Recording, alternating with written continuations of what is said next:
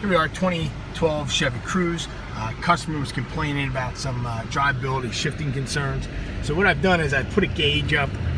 This gauge is measuring exhaust back pressure. What I suspected was potential of an obstructed catalytic converter. So catalytic converter back pressure, exhaust system back pressure should be under a pound, pound and a half. Anything over that, it's going to give you some concerns performance-wise. And so, we're cruising at a fairly low RPM. I'm going to give it some gas. We're going to see what the back pressure is. I apologize, the sun sometimes makes it not very easy to see the gauge, but here it goes. I'm going to get it wide open throttle at this point.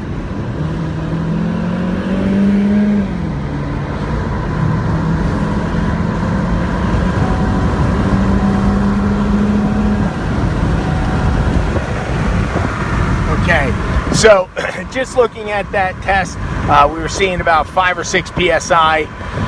5 or 6 psi can present a problem as atmospheric pressure is about 14.7 pounds per square inch at sea level. So if we are seeing a 5-pound restriction on the exhaust, for all intents and purposes, that's like taking 1/3 or more of the power away from the vehicle, because the engine is not going to be able to ingest air if it's having such a difficult time extracting the air because the exhaust system is restricted.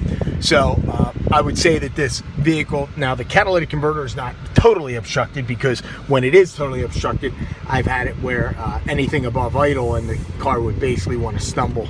But here we have a situation where the catalytic converter, without question, is obstructed, and I believe that is a consideration in the shifting concerns that we're having.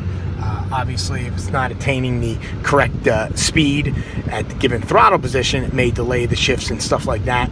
And this problem seems to get worse generally with catalytic converters as the vehicle heats up and the catalytic converter heats up. So we're going to need to address that catalytic converter. Unfortunately, this vehicle is outside from a mile perspective of the federal emissions warranty, which covers a catalytic converter.